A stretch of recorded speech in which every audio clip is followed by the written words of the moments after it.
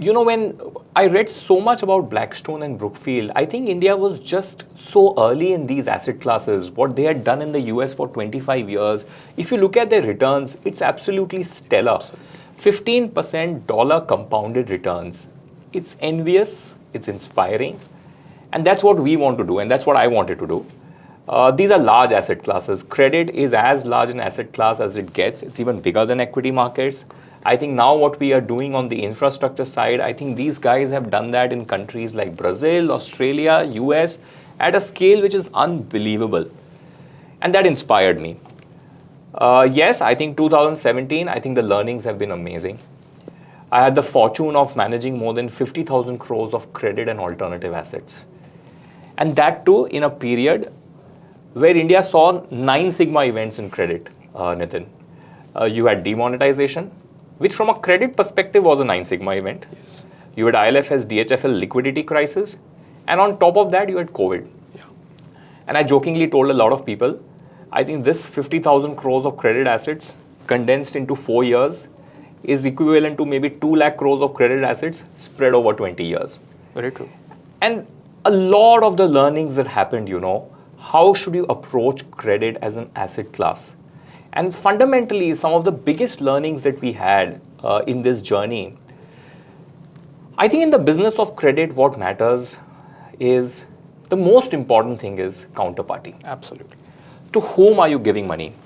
And as investment managers, as asset managers, when we are custodians of money, I think doing thorough diligence on whom you're lending money to, what is his intention? In Hindi, I jokingly call it niyat, and I think that truly matters in the business of credit. The second most important thing is keep it very simple. I think sometimes people use a lot of jargons like, PAIC, redemption structures, back-ended structures. I think just keep it very simple.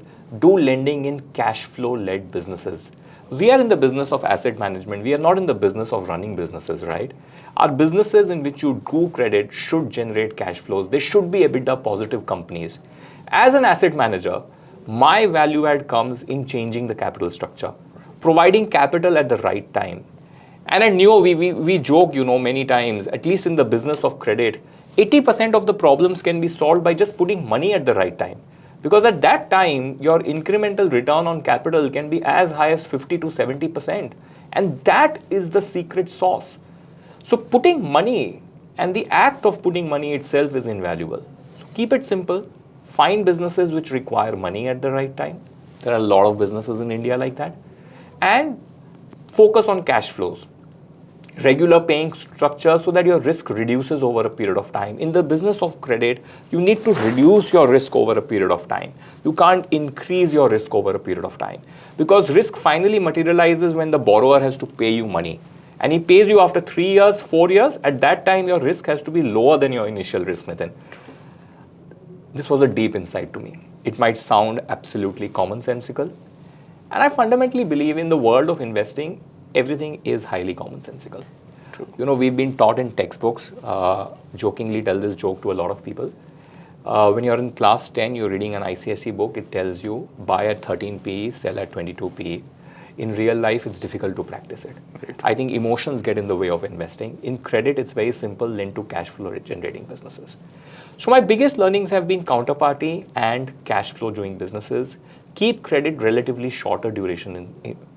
Don't focus on things which are under construction. Don't do crystal ball gazing. It's a relatively simple business. Keep it highly, highly simple. Right. Yes, so that's been the journey and yeah. So the other part to what you were talking about is capabilities, right? So you're obviously there at the helm, but then you need seasoned people to look after, all that you are doing in terms of lending activity. So it'll be interesting to understand the capabilities that you've built on the credit opportunities side. And if you can help us with a few case studies for investors to understand the strategy a little better. Absolutely. So this is a deep question and something very close to my heart. As I said, when I started my career, I was in the business of trading. A lot of people think trading is an art. You need smell to judge a great opportunity. I feel the opposite is true. You need science. It's a reputable opportunity. The world's best traders are actually made it a science. At Neo Asset Management, our philosophy on investing and asset management is twofold. Obviously, we will hire teams with deep specialization, teams who understand this space, have seen it for many years, and building a highly competent team is very important. But what is more important in our view and in my view are two more things, Nitin.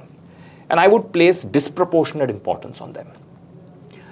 In the business of investing, I think in any business for that matter, we fundamentally believe good investing is the outcome of healthy, open debates. And as an asset management firm, we encourage that. We encourage debates, we encourage multiple point of views, and that is when we get the benefit of collective wisdom. Right. The way we run our investment committees, there is a science to that also. And I truly believe, investment committees, I've sat in many investment committees, there is a chair who sometimes takes the decision, and at that point of time, you don't get the multiple views, the wisdom of collectiveness emerging. True. At Neo, what we've done is, and this is a very small change, but I think this is a big step. We do a blind ballot voting. Everybody who is part of the investment committee casts his vote, so that nobody influences the other's decision. And at that point, we see the outcome. Is it a unanimous vote?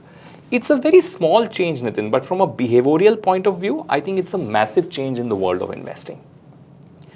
So I think what is required is getting an inclusive culture, healthy debate, and being very honest. I think a lot of investing firms, the holy grail of their success is when you see the outcomes in the mirror and you're not ashamed to highlight it to anybody. The third most important thing, teams, culture, processes.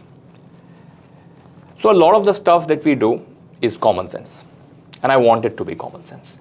We are not in the business of finding exotic ideas. We are not in the business of discovering new things. We are in the business of doing simple things really well. Processes play an important part. How you do your investment committees, pre-investment committee checklists. Is there a standardized way of looking at investments? Is there a way of standardized looking at investments after you've done the investments? So that we are people dependent and yet not people dependent. So, and that's the way we want to run investments at Neo Asset Management. That's the way we think we will truly build an institution. It is not about me or Puneet Jain or Sandeep Khemka or Abhishek Goel, the senior people in our team. It is about Neo Asset Management in totality. True.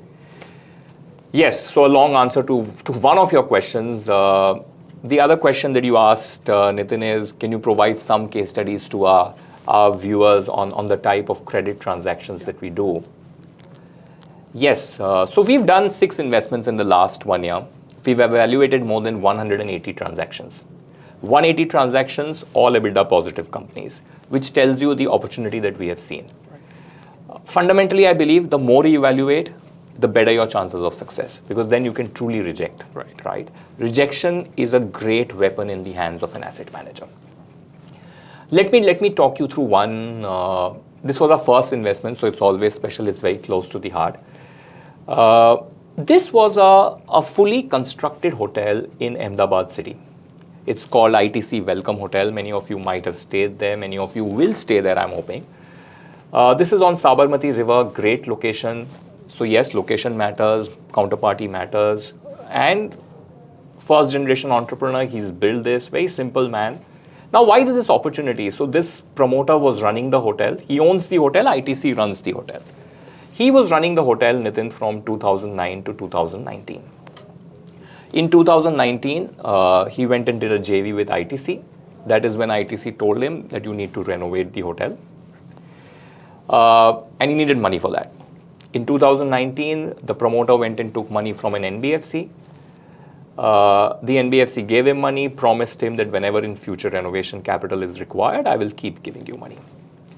3 years passed. Obviously, he had the misfortune of seeing through COVID. The hotel was getting renovated. But in 2022, when we met this guy, the NBFC told him that we've stopped doing this business as a corporate philosophy and you now need to repay my money. Plus, I will not give you the balance money for renovation. And this happens in real life all the time, right? Now here is a situation where this promoter could not have borrowed from a public sector bank or any other NBFC, which are the traditional channels of finance, which all of you and me associate with, right? Because a bank will typically not give money to give exit to another NBFC, right? RBI as a regulator from a distance cannot distinguish whether it's a genuine refinance transaction or probably no, right? Which is why the opportunity comes to asset managers like us. We call this in our parlance a refinance transaction. So here is a great asset, very good. So let's just go with our framework. Sure. Counterparty, we were very comfortable with, first generation promoter, hard sweat, money earned, put in this project. Simple guy, we've done our diligence on him. And we typically do external fraud audit, forensic checks on counterparties also. That's how we try to make it a repetitive science. So counterparty we were comfortable with. Cash flow, yes, fully constructed hotel. We were not taking construction risk. As soon as the renovation was done, ITC was ready to kickstart the hotel. This hotel would generate 15 crores of EBITDA every year. So it's a healthy cash flow, 4.5 to 5-star hotel in a great location, in a great micro market, because Ahmedabad is a hotelier's market in that sense. Third is collateral. We were the only lenders, Nitin, in this transaction. Typically, we are the only lenders in most of our transactions. I think that's competitive edge. Sure. Collateral was worth 180 crores, 4 times the value that we lent. So we gave 46 crores. He repaid the NBFC. We are the only lenders. This is generating 4 times collateral cover on a marquee asset. Plus, it's making 15 crores EBITDA from which he will pay you cash flows. So it's tick marking all the boxes. Is it generating cash flows? Yes. Will we get paid from the cash flows? Yes. Is the collateral cover sufficient and enough if something goes wrong? Absolutely yes. Are we the only lenders? Yes. So this was the first transaction that we had done as part of the Neo Special Credit Opportunities team. Lovely to hear that.